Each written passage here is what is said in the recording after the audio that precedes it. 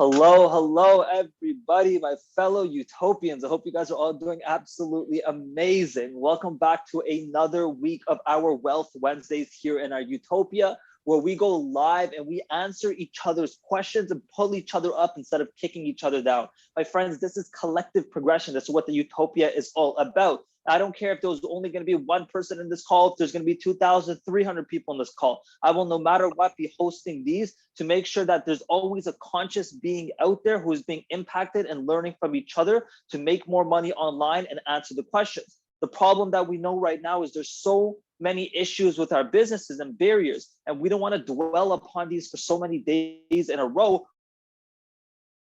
so many weeks. So let's just answer each other's questions as soon as possible within these calls so we can progress faster and faster and faster. I know we have a lot of familiar faces in here right now as well who have been coming in for the past 2 weeks. This is week 3. Next week, we're going to be testing something a tiny bit different where we're going to be hosting this at a later time of the day. And then the week after will be this time again, because I find it a little unfair. I had like 25 people reach out to me saying, like a little over 25 actually, saying that, hey man, I couldn't make the call because I'm asleep right now in our in European time. Like, dang, I feel terrible. So next week we're gonna switch the times. But with that being said, I hope you guys are doing wonderful, and let's kick off this call. So any questions that any of you guys have, just speak up, unmute your mic. Remember, there's a lot of other people in here too who are trying to answer their own questions as well. So speak up, ask your question, and let's see if I can answer or any other Utopian can answer as a full mastermind.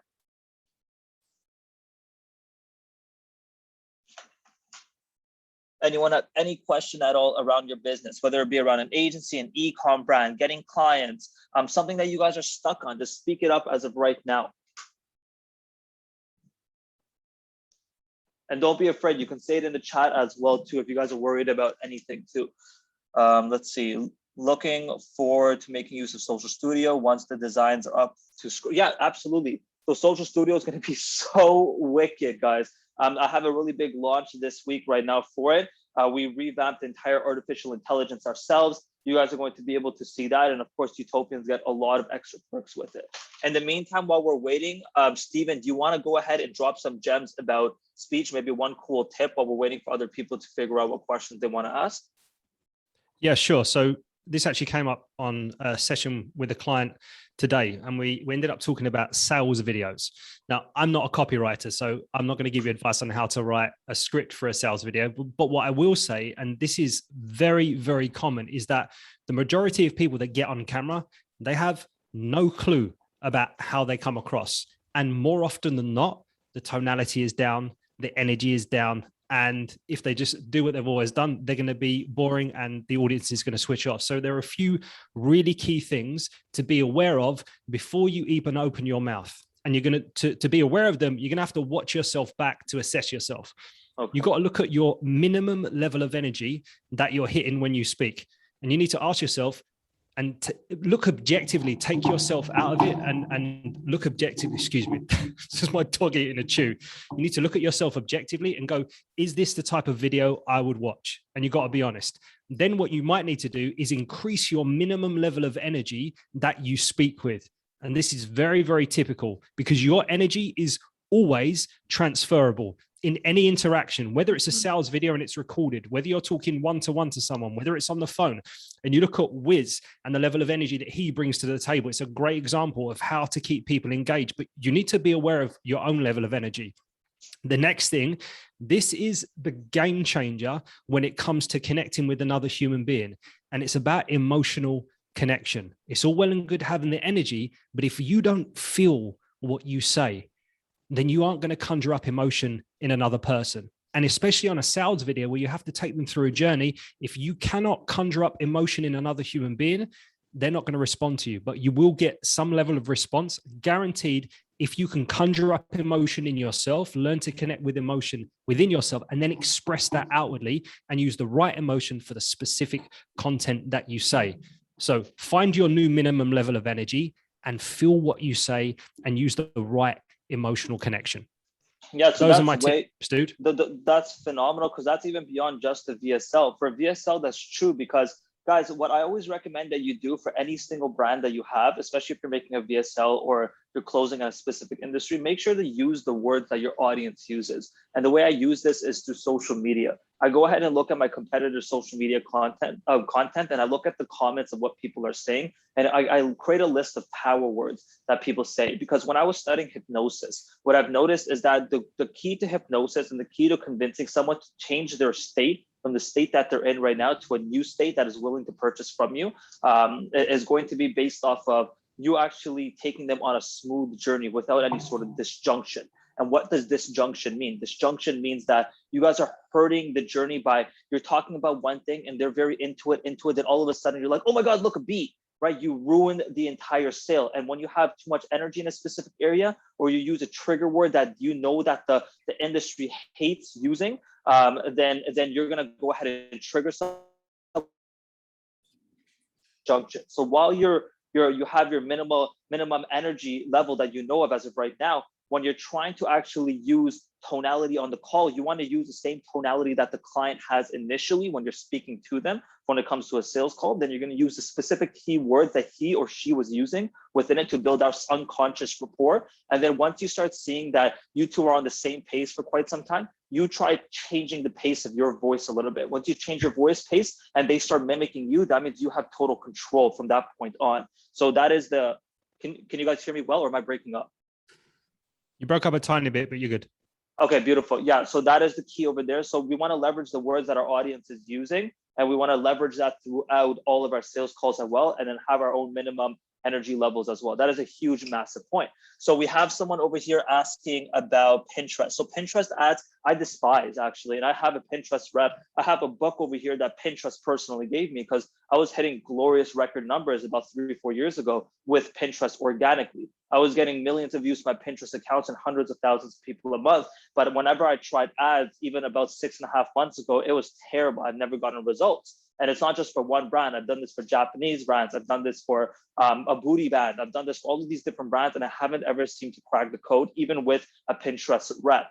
So what I've done instead is I leverage organic as much as possible, because there's a stat about 70 or 80% of all of the people on Pinterest have purchased something from Pinterest before. So the easiest way to do this is to create 10 blogs on a monthly basis. Every single one of these blogs, you're only allowed to post on Pinterest X amount of times before Pinterest flags you. So each of these blogs, you want to have 15 pins for, like very uniquely designed pins. How do you create these? Go on Canva, make 15 Pinterest templates, or go to the Utopia, search up Pinterest, and you're going to have my templates pre-created for you guys. And you guys are going to switch the content into images. It'll take you 15 minutes in and out. And now you're going to post that onto Pinterest. You want to post 5 to 7 times, sometimes even 10 on Pinterest on a daily basis for that month, based off of those 10 specific blogs. And in those blogs, there could be comparison blogs. It can be if you own a supplement brand, and you're going to talk about diet recipes or workout tips or supplement tips. So organic Pinterest is a real big power play, but you got to stay extremely consistent, because you're not going to reap any benefits of Pinterest for the first realistically 2-3 months. So let's see who else has asked a question. From Ecom, what are the current best organic traffic methods? So that really depends on your brand.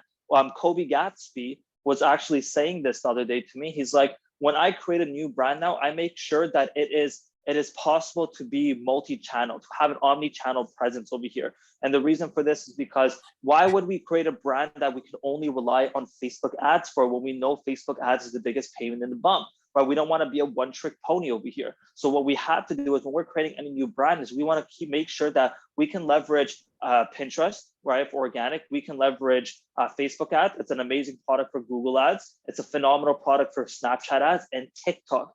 TikTok has to be the greatest secret sauce. My friend does about $400,000 or $500,000 a month organically right now from. Sorry, someone's mic is on right now too. Can we mute the mic? Okay, yeah, so TikTok in just general right now is a phenomenal traffic source if you have the right audience, which is Gen Z and millennials guys, right? But remember, think about Facebook. When we were first on Facebook as kids, then parents started coming on a few years later. Same concept went on with Instagram. It was just us. Then parents came along. Same thing's going to go on with TikTok. I see my parents looking into the application right now. So there's just going to be an older audience that is going to be adopting the application very soon too. So that's something that we can take into account, but those traffic sources are phenomenal. If anyone else wants to add anything over here about those traffic sources, go ahead and drop them. One thing that you'll notice, Stephen's doing, is he's looking at the camera. Over video calls, if you are looking at the camera, it will be equivalent of looking at the distance. Exactly. Rob, did you see that comment, Stephen? That is so true. I feel like you're looking deep into my soul and you can see my deepest, darkest truths. Yeah, this is really important from a human connection point of view. This is why I always put my video on, even if no one else is putting their video on. It's just something that, you know, kind of practicing what I preach, but it's all about human connection, and just simple as that. It's just something simple, but it makes a big impact. Absolutely. Federico, Federico's asking a question right now about influencer marketing and or just in general, how do we spend that first $1,000? That's always going to be based off of you. Please do your own due diligence. If I was in your spot, here's what I would specifically do is I would look around the niche of your product and see if it is actually valuable for TikTok. TikTok has to be the easiest source because this is newfound virality. Someone could have made a TikTok account last week, a random kid, and hit 4 million today, you know, and there's so much viral potential, but they don't know how to monetize their audience, right? So these people don't know what pricing numbers to even figure out. On Instagram, people are more established, but on TikTok, people are like, shit, $100, and they have, I paid an influencer $150 the other day, and she has 4.8 million likes on TikTok, right? And then I was cracking up because we got a lot of sales from that specific product. So you got to look around for micro influencers on TikTok if that is in your follower range, and maybe one YouTube influencer. The reason for YouTube is YouTube acts as evergreen content. Remember, when I tweet something, the tweet is gone in 7 minutes. It has a 7-minute shelf life.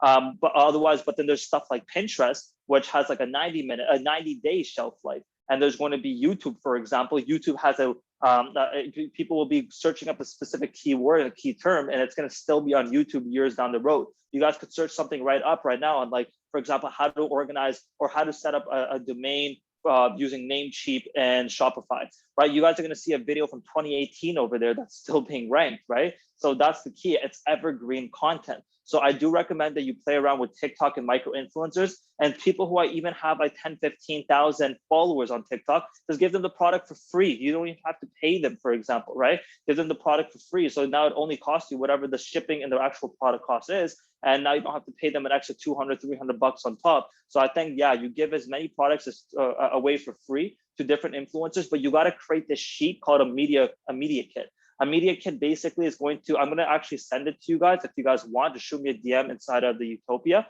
but it's a one pager that lets the influencer know the best styles of content that you recommend. But obviously we want them to do their own variation of it, but here are some content ideas. Here's what the product is. Here are the problems that it solves. Here are some power words that have worked for us. And here's the target audience. So all of this information makes it easier for the influencer to actually create content for it, because now they have some guidelines. And from this, now you have more purposeful based content being produced. I think that's the big power play with influencer marketing right now. You guys know that you guys can actually unmute yourselves and you guys could speak too, right? It doesn't just have to be it just doesn't have to be commenting down here.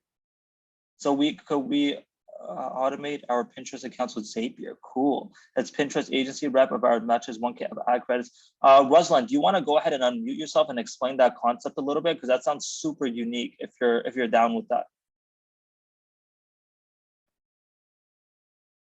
Hey. Robin, yeah, go for it. Okay, sounds good. So yeah, we have the kind of like agency status on Pinterest, and the thing is that like Pinterest is kind of like releasing some of the cool features right now, like dynamic remarketing and all of that stuff. And our agency rep just reached us and just proposed to kind of like to match 1K spend on the platform to get 1K ad credits. So because of that, we just thought maybe it's just a good opportunity to just try that out. Okay, that's wicked. Okay, that's super cool. So what were you doing about Zapier? Could you explain the Zapier concept to us? Yeah, for sure. I mean, like, you can do like a lot of stuff in Zapier. So for example, if you do like a lot of posting on Instagram, what you can do, you can just take your content from Instagram and use Zapier to to repost the stuff you're doing on Instagram, for example, into your Pinterest account. And you can source like other content as well. If you're doing like a lot of posting on Facebook, if you're doing like some other, source, if you have like the content in some other sources, you can just scrape them with Zapier and just automatically post them on Pinterest, by the way. Oh, where would you link those pins to then? Because like how many times would you link it back to your homepage without getting spammed? Like we're doing like right now probably something like 200 pins per day or something like that. So Pinterest is good about that, and it's a really great source of the organic traffic, by the way, for us. Okay, cool. So I think that's a completely new strategy, you guys. I think that's something implementable, is just repinning content from your social medias onto Pinterest. Yeah, and I think the difference is that like you can do like really a lot of, you can do like a lot of pins when you are working with Pinterest through API. I think there is a big difference, when you're doing through just the posting through the dashboard on Pinterest, and when you are actually using Zapier or Instagram to do the posting. Beautiful, dude. That was phenomenal. That's a lovely breakdown, guys. This is basically Ruslan, do you mind muting the mic for a sec? There's just an echo. So guys, this is basically all these live calls are supposed to be. We have G's who just hop into the comments. We have Ruslan over here just killing the game with his beautiful plants in his background in his wicked house, and he's just dropping value and gems for us all. This is what it's all supposed to be about. So Robert, you asked last week, Cam was saying that the beginners of web design should start with Webflow. I recommend Webflow too, actually, because WordPress has gotten very clunky throughout the years, and you cannot really have an optimized site without having dozens of different applications. This is from my own experience. And when you add all these applications, it starts killing the site speed entirely. Webflow is very optimized just off the get-go, and it's very easy to use from a drag and drop point of view. The themes are phenomenal. There's a lot of intuitive elements, for example, parallaxes that are so easy to just add. Whenever we would add a parallax on WordPress, it would decrease the site load time or increase the site load time like tremendously. Webflow has been like the move that a lot of big brands are pivoting to as well, and that's what I recommend. So, hi Wiz, what budget would you recommend for testing a women's clothing line on Facebook? 30 products. I'm worried I may be cutting tests too early. I'm dropshipping. Do you have any experience or recommendations for finding cool women's? So, suppliers I do not have. You can just reach out to Jason Wong at the Utopia and Drop Haus, Drop HAUS. They'll probably connect you with some. And then from there, basically, when it comes to running ads for this, I'm not a fan of running ads to women's brands or women's brands for clothing or just men's brands in clothing. Clothing brands are so bloody difficult. Like, think about this, guys. How are we supposed to showcase clothing on an ad in a unique way? Everyone does the exact same stuff. They show the product in use. They show their target audience wearing it. And it's so hard to find someone who's actually interested in that one piece. And then what are the chances that they would buy? And my recommendation that it's such, it's a red ocean of sharks swimming around and eating each other up over here. No one, in my opinion, it's way too saturated, even though I know a lot of guys on Twitter say saturated is a good thing. You're going to go ahead and find a validated market. Again, this is something where I recommend influencers again, right? This is where you're going to go on to TikTok. This is such an easy power play for TikTok or even Pinterest over here, right? Pinterest is a huge women's audience for this clothing styles right here. And women just have pins of just clothing just pinned over and over into multiple different boards. So if you guys hop on board into TikTok for influencers over here, that's where I recommend the budget. One thing that I would always do with every new brand is I actually personally wouldn't always start with paid ads, because paid ads wasn't always the power play for us because we didn't know the angles that would work best. So we would just get the product out to multiple micro nano influencers and see what their opinions were, let them record some videos, let them post some IG stories at the time when we were doing this. And then once the products got a little bit validated, now we got traffic to our store and we were able to retarget those people, get our pixel all warmed up, and we would use that money that we made from the influencer because it costed a fraction of the actual advertising cost.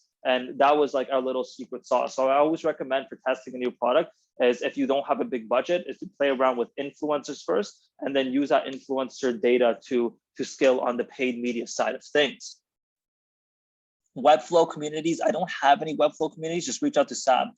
You have a question on pricing email and SMS marketing. Guys, SMS marketing and email marketing is like the greatest, in my opinion, greatest agency model that we can have right now if you want to really start scaling to the moon quickly, but stand out, because the barrier of entry isn't too difficult, right?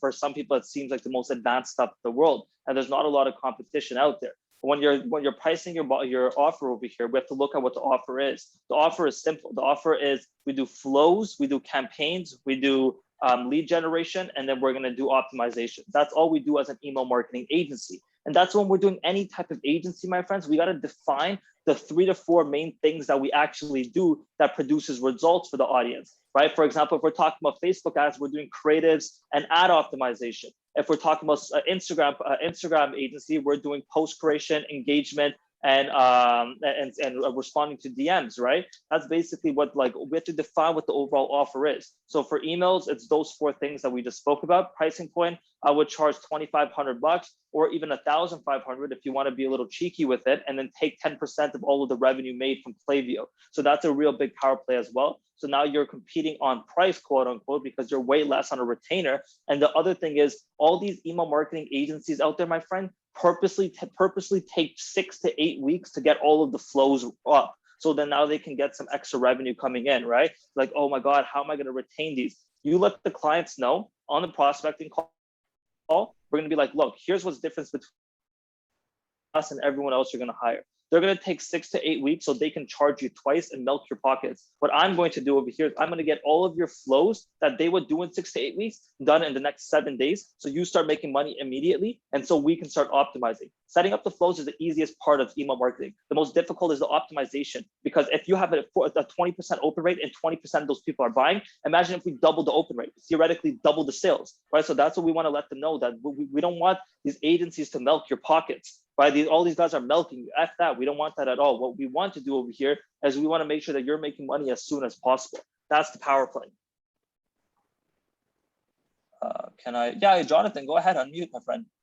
Yeah. Thanks, Wiz, for that that information, because I was kind of like, I'm pretty new with the whole email marketing thing. I've been learning from Utopia, and there's like so much information, which is amazing, because I can really understand sort of the basics of, creating the flows, the campaigns, optimizing, and that sort of thing. And then where you're talking about sort of the pricing, it may be a bit of a simple question, but when you say, like, for, say, taking a percentage based, would that be a percentage above what they were currently making? So you just take a percentage of what you are then making for them, if that makes sense. So I never did that. I took it just based off of the entire email marketing revenue. So like whatever they were making, even if they were at 15% before, I would take a percentage of that, but then I would lower my retainer a lot. Because if they're making a lot of money and they weren't biting off of the offer, if you say that you want to take 1,500 or 2,000 and you want to take 10% of all the email marketing revenue and they weren't biting, like, look, you're making already $30,000 a month. And I get why you don't want to already give the 10%. Why don't we reduce my retainer to 1,000 so that at least covers my cost to pay my team? And then 30 days from now, you're going to start paying me the 10% of revenue on top of the retainer cost. So now it looks like you reduce your pricing point on the retainer value. You have a reasoning that you still need the retainer value, and that's going to be the power play over there. Oh, okay. Yeah, that makes sense. Okay, that's smart. Okay. Right. It's all, my friends, all it is always trying to spin off something into your own positive light that still benefits the audience that we have, the prospect, right? We always want the prospect to win too, because they're the business owner, but they want to go to the best agency out there that can go ahead and get them the best results, because they want to hire people who are better than them at areas that can make them more money. So that is what everyone's trying to do right now. But you got to figure out how to spin things off and reframe things, right? There's a book about reframing by Richard Bandler that I recommend. It's just called Reframe, I believe it is. And go ahead and check that out and see how you guys could reframe situations into a positive light. It's a big play in speech and just NLP and just straight psychology. Make sense? Okay, cool. Yeah, that makes sense. Thanks a lot. Appreciate it. No problem.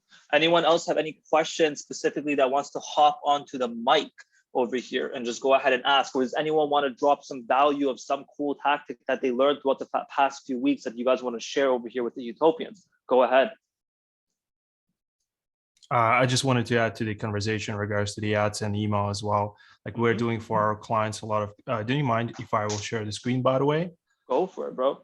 Okay, sounds good. But I cannot do that. It just shows that host disabled participant screen sharing here. Give me 1 sec. I'm doing that right now. Okay, sure. Go for it. Okay, cool. So for a lot of clients we're working with, we're doing the ads and we're doing the email marketing as well. And I think this is something to consider for the folks who are doing like only email or who are doing like only ads. And when you do like all of this stuff, as one team, you can just like build like the reports like the one you see on the left, and you can really see how all of these like little changes, like little things like email flows and email campaigns are kind of like adding up on top of the ads on top of the attributed ads revenue you're getting. So for this particular account, for example, as you can see, like if we would do only Facebook advertising here, we would be doing like something like 2.11 return ad spend here. So here on the left. But in addition to that, we also do the Google ads for them. So the thing is that like when you combine like different traffic sources, you are getting like a lot of more opportunities to remarket and re-engage through different channels, and it adds up the numbers. Because if we'll just take a look at the numbers here for Google, we're getting like 9.24 return ad spend. Like this particular brand, that they have like a lot of brand keywords revenue coming. But anyway, so if you're doing like only Facebook ads, it's just 2.11. If you would add up the Google remarketing here and Google shopping campaigns, for example, so this is the the e-commerce brand in particular, so it adds up on top of that. So, but overall, we're getting like 3.41 return ad spend for this particular brand. So this is what we would see if we just do only ads. But then if you add like email marketing here, what Wiz is talking about, so you're getting like 4.79 MER, which is the total revenue divided by the amount of ad spend you're getting. So it just totally makes sense, and it's just easy to justify what you're doing for the client when you're doing like all of that stuff, or at least you're tracking all of that stuff and you're building like this report so you can show, okay, so we're spending like for this particular month, it was in July, so we're spending like 26,000, and then we monetize that to 90,000 as attributed ad revenue from 2 platforms, but then we have like additional Klaviyo revenue, so it's easy to have the conversation with the client like what kind of value we're bringing on the table. So and yeah, for Klaviyo revenue, by the way. So if we don't do like any email or SMS marketing, I think in 2021, just like really, really hard to get some viable results and positive, MER or returns from your ad spend, because you're just losing a lot of money on the table. So for this particular account, for example, we're getting like about 32% of the whole revenue just coming from email. So just totally like it kind of like supports the idea that you really need to do like multi-channel marketing. You need to do like email and SMS, and just take a look at the numbers you're getting when you add up like all of those traffic sources all together, to kind of like so it's easy for you to understand what brings the value, what brings the value of what traffic sources are bringing the value. And it's also easy to to justify your agency retainers or agency percentage of the ad spend you're getting or something to the client. Dude, wow. I have never seen such a, can you mute your mic again? There's just an echo in the background. But what I'm saying right over here is this is a phenomenal reporting sheet. I absolutely love it. So basically, just to summarize, that, it's something that I totally agree with. And it's something that I would always leverage when I had an agency with multiple different offers as well, is I would let all the clients know that you guys are being a one-trick pony who has 70% of all of your sales coming in from Facebook ads, which is why your CPAs are high. And so remember, CPMs are just going to be increasing. CPAs are just going to be increasing with more and more time. So we need to get some actual space inside of the industry and some actual leg room in the industry over here with other different traffic sources that help us reduce the cost per acquisition overall all around. So email marketing, if you don't mind me asking, you have a lot of flows set up, especially in the cross-sell and the upsell range. Do you mind breaking down the reasoning you have so many cross-sell and upsell flows? I've never seen that many.